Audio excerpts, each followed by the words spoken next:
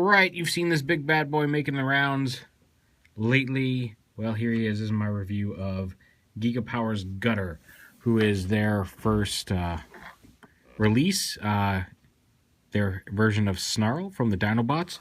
Now, if you follow any of my videos for any length of time, you already know kind of how I feel about this because he's Snarl. Like, I love Stegosaurus. I've always loved Snarl. Finally getting one in this giant scale is amazing. So yeah, a little biased on Gigapower GUTTUR, but even then, like even knowing I was going to be a little biased, he's very impressive. He's a very big, very weighty dinosaur here. Just nice and big and chunky, and he looks like Snarl. I don't know what else you could ask for. They did initially redesign his tail, so it kind of curves back instead of kind of coming straight down like it used to. But he looks great. He really does look great here in dinosaur mode. He's got poseable legs here. You can see the feet, even the toes are articulated down here. He's even got little ankle tilts on his front dino paws. Look at that. Look at that. Dino ankle tilts. All this stuff. He's got his head. Now, right now, this is a pre-production sample, so there will be some differences in the final, which if you follow their Facebook page, you know that they have started full production on this, and they hope to have them out by the end of the month, I think, but soon at any rate. Right now, he is wearing the clear dinosaur head and neck shield to represent that G1 look where he had the clear plastic on his head. This will snap. Right now, it just kind of rests on there. It won't slide forward, but it does come off easily. That's something that's going to be fixed on the final version. They're just going to tweak that tolerance so it snaps on. That rests right there, and then this piece rests on the collar, and it wedges in a little better between the head and the body. But so you got these two clear shield pieces if you want more of a G1 look on his dinosaur mode, but you don't have to use them. And his head itself, his head does turn from side to side a little bit.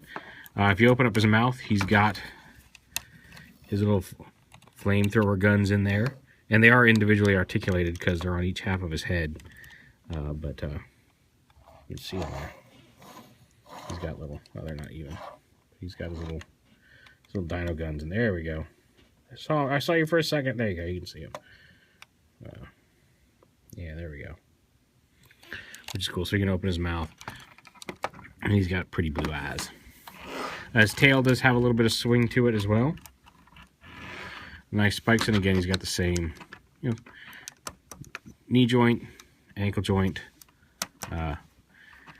there, and then even a toe joint here on his front dino paw. So yeah, he is big and impressive. And he comes with a lot of little accessories. The ones we're going to show off here in Dino Mode are his fire feet, and they just snap on over his feet like this. They're just kind of rubbery fire effects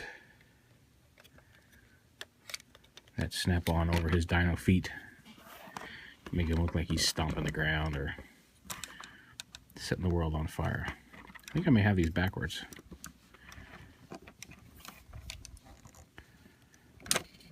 Oh, no, maybe not. Okay, there we go. Let's say I would figure the bigger. There's two of each kind. You get two of the smaller flame there on the heel, and then like a larger flame. There's two of each. Like I said, I was pretty sure the larger flame would want to go on the back foot. So you just snap those on and make it look like he's skating on fire. So yeah, there he is with flaming dino feet. Sorry for the jerky camera there.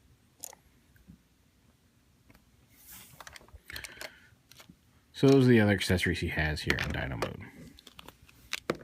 Yep, throw it on the floor. That's fine. Transformation. If you ever played with the G1 Snarl, you're going to find a lot of similarities here. First off, take his legs, his front legs, and you rotate him up into here and push him up into that slot. That's all there is to it. If you decide you don't like the legs on the outside of the robot mode, because this is more of a toy-based version than an homage on the cartoon version So, but he's still really cool. So if you don't like those, there's a screw on the inside of the leg. One screw, you can pop those legs off if you really just don't like them in robot mode. All right, so there's in place. And we're going to split this whole thing right down the middle. Kind of, you start up here at his upper body. Get these out of the way here so these can come out. This gray piece back here is part of it.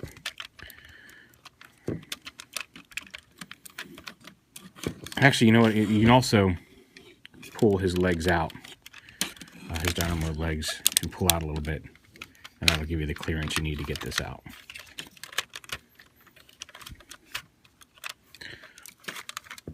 And then come down here, and now his dinosaur head, after it splits, does kind of the same trick as Masterpiece Grimlock's tail. And that you lift this up, pull this out of the way. This whole thing kind of folds in. So get that out of the way so you can rotate his legs down. You see there's a hinge right here. The legs are going to rotate down and around. And as you do it, the head, come on. There we go. This piece rotates up and around into the body, just like that. And bring that up. And spread his leg out a little bit to make room. So again, bring this down and in on the leg. Bring his legs down. And you take his legs here, you just kind of flip them up and rotate them around. So now the legs are on the outside. And here's his waist and the crotch piece. Just like that. Oh, I did something wrong there. Oh, okay, I did it that way, I see. You just got to rotate them there at the upper.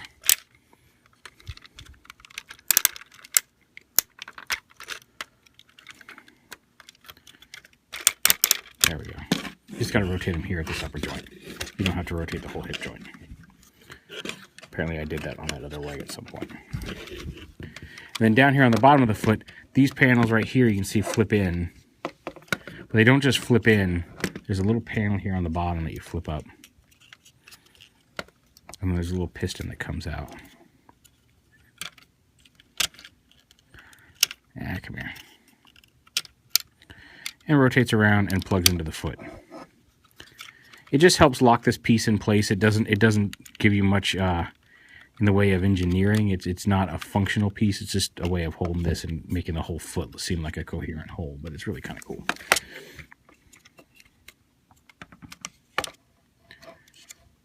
All right, come on.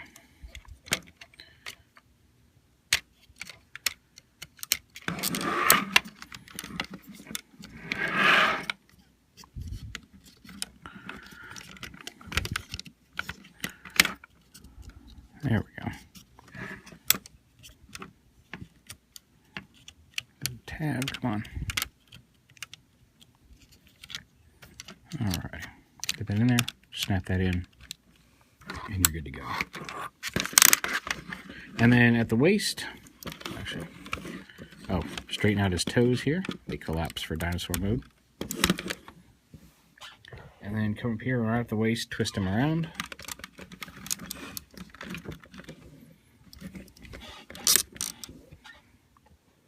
And then on the upper body, let's refocus on this. You remember we pulled these, pulled his dino legs out, and in order to move his shoulders up a little bit for robot mode, you pull them out, and there's a little notch right there, right between the arm, and then you can see there's a slot up here on top of the. Can you see it? So I can get some light in there. There's a slot. There you go. You can see right there in front of my finger. There's a slot. Basically, so you pull this out and rotate it until that peg slots in up top there, and that raises his shoulders up a little bit for robot mode. So again, pull this out, rotate that notch up, and push it back in. And then you still got the full range of articulation once it's pegged in. And then on the arms, open up both panels, one on the top, one on the bottom of the arm, and then rotate the leg in like this. And when you get about here, you won't be able to because there's a piece in the way. Inside there, extend the arm out. That reveals his robot elbow joints And then fold this whole thing up and in, and then close that around it, close that around it. These two pieces peg into the wrist joint, and there you've got his arm done. And it's the same thing over here. Open up these panels. Now you can, if you want, you can extend this before you rotate it.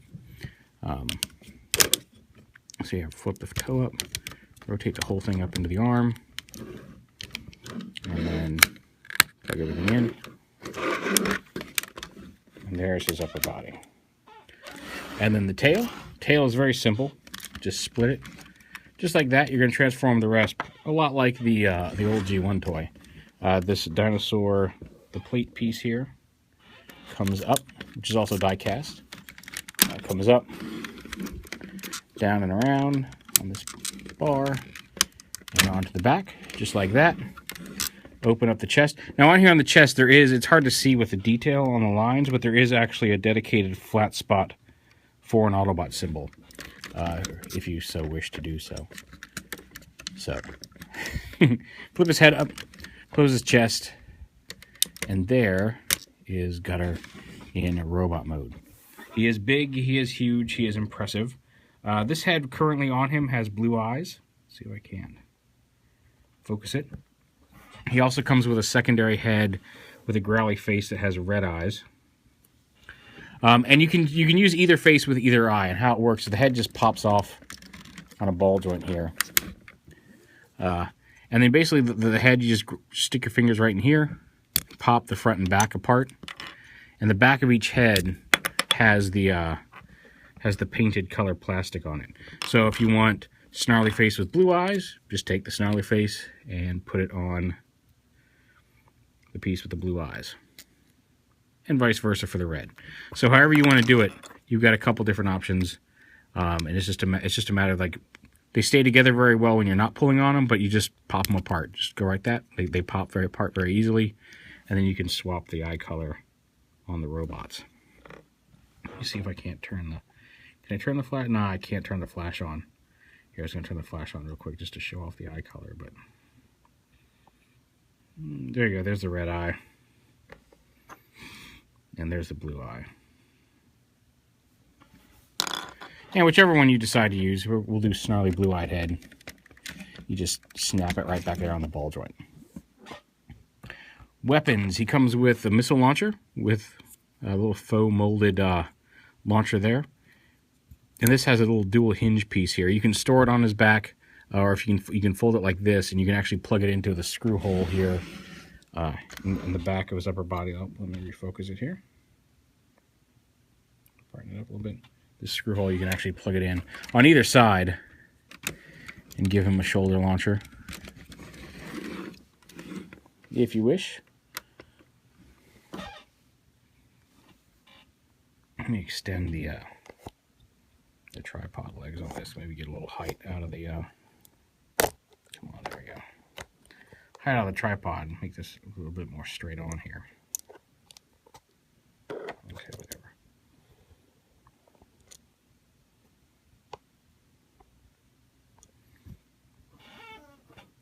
So yeah, he comes with a sword. Now, the sword and the gun do both light up. I was expecting the batteries today. They didn't get here. I should have them tomorrow, and I will shoot an update video showing these glowing tomorrow night. I thought they were going to get here today, and they just apparently just missed making the truck to get shipped out today. So, but it takes AG44 AG4 batteries, and I'm not sure what the American equivalent is, but you can find them on Amazon very cheap. So yeah, he also has a peg that you can allow him to store his gun on the back of robot mode if you just want to hang it back there. And then he's got the tab that allows you to put it in his hands. So you just open up. He doesn't have fully articulated fingers, but he does have articulated fingers, at least 2 knuckles on each finger instead of 3. And then you just plug his gun in, wrap his hand around it, and you're good to go. And it's the same with the sword. Again, there's a little button right here that'll light it up, which I will show off in an update video. And then you can put this in his other hand to give him his weapons. Also, you'll see this piece is offset a little bit. You want to make sure it's the the side it's closer to goes in the back of his hand to fit this slot.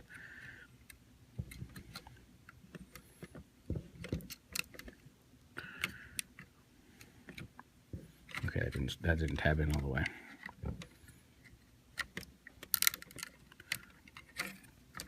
Okay, it's doing this stuff on camera is... There we go, now it's tapped in all the way.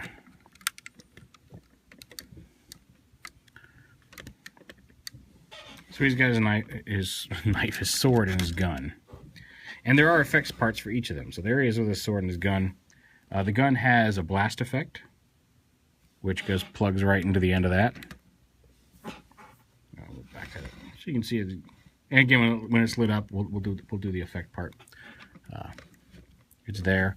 The sword has kind of a soft rubbery flame effect, a lot like Masterpiece Grimlock did. This is actually in 2 pieces that peg together. You can see the pegs on one side there. And it's actually molded to fit on the sword, so you just put this on the sword like that. I'll line up one side, don't knock it off. And then peg the other half on to the other side of the sword around it. And you give him a flaming sword effect, which is pretty cool. Poseability wise, he's got okay, let's put that sword over there. He's got the universal shoulders. He does have a ball joint head, although again the way it's sculpted, he doesn't have a whole lot of up and down movement, but he can look side to side and a little bit up and down. Bicep swivel, hinged elbows. The articulated fingers here. Well, a couple of the fingers are a little loose. Again, that's a problem that they have noticed. They're already aware of and are fixing for the final. This is as I mentioned, a non-final prototype or a non-production prototype or version. I guess test shot. He does have a wrist swivel. He does have the waist swivel, obviously, for transformation. We already showed that. Universal hips. He's got a thigh swivel. Hinged knees. And there is some give. He doesn't have like a full-on ankle tilt, unless you count like, oh, I guess that's what that's for. That gives him a little bit of a sturdy. This piece right here can tilt to support his ankles. His feet do tilt as well. He does have an ankle tilt. Okay, that's what that's for. That rotates that piece to support his foot. And he does have a little bit of an up and down motion in his foot as well. Not a lot, but you can see that does move a little bit there on his foot. So he's nice and big and sturdy. He looks like Snarl, and he's just gorgeous. The paint on this one is sprayed on. The final versions, it will all be baked. I haven't noticed any chipping issues with mine. Everything's been fine. I haven't noticed any issues. But in case any did happen, they let me know that this was all sprayed on to get the test shots out. The final production will be like heat baked on and make it more immune to chips and things like that. One of the other things that's nice, if you look at his tail, it actually is it's not just the light. That actually is a two-toned paint on his tail. There's some gold up here, and then more of a coppery orange on the other side, and that looks really nice. I think if I had one minor complaint, it's that is the way that you can the tail's thick enough that you can still kind of see it under his arms down here, but considering that thing, they fixed that to look better in dinosaur mode, that is something I can live with. I don't really have a whole lot of issue.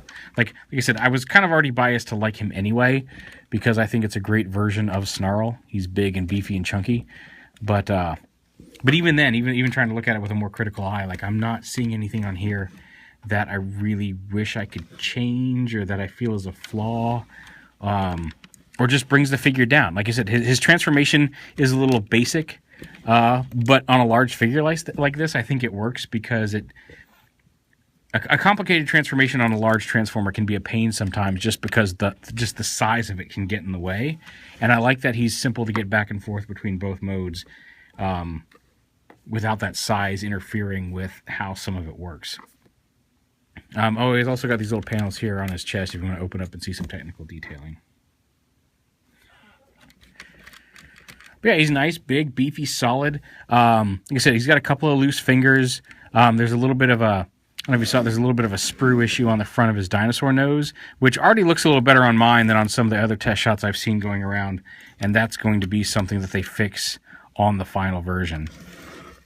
They're already aware of it, as well as, you know, like the loose Dino shield, which again I've already been told is being worked on to attach more securely in dinosaur mode. He also comes with this little clip, which I assume is another way to plug in back here and kind of holster a weapon on the back, because I can't see anywhere else that would be beneficial. But I guess you can hang his gun off the back of his shoulder. Now, seeing some of the first size comparisons where I really got an idea of how big this was going to be was with Masterpiece Ultra Magnus. I did not bring him in just because I already had enough. But since I'm sure one of the ones I know everybody's going to want to see, come on, there we go. There we go. Let's stand him all the way up here. So stand him there. This is Masterpiece Grimlock, without the scoria boots or anything like that. Just straight up Masterpiece Grimlock. And you can see he is much larger. Much larger. Now they have plans, I think, to do all 5, so you'll get a Grimlock in scale with these at some point in the line. But very impressively larger. And of course, Masterpiece MP10 Optimus Prime, which I think looks a little better. You know, seeing him that big next to Grimlock when the Dinobots were all large and Grimlock shouldn't, you know, Snarl shouldn't be bigger than Grimlock, it looks a little weird. But when you have a hand in there just to get the color, there we go. That's a much better representation of the colors. You can see, like, Dinobots are supposed to be a little bigger than Prime, and he looks cool. So he'll look good with the currently scaled Masterpiece figures. But yeah, like I said, as soon as the batteries come in, first thing I will do is pop them in and show off how those lights work. But yeah, just a great figure. Yeah.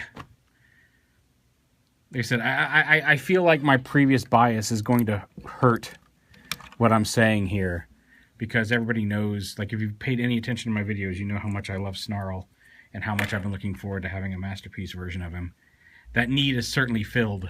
Although I think there are, you know, there is that Fans Toy Sever coming out, and we'll see how that one turns out too. Because, like I said, you can never have too many Snarls. But for the first effort from Gigapower, this is great. I mean, like, a lot of times you'll see companies come in, and even though they improve very quickly, and God, if they keep improving, I can't even imagine.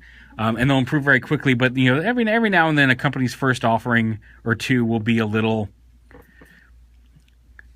don't want to say unrefined, but, you know, like, it just won't be quite as good as some of their later efforts, because everybody kind of comes in and has a learning curve.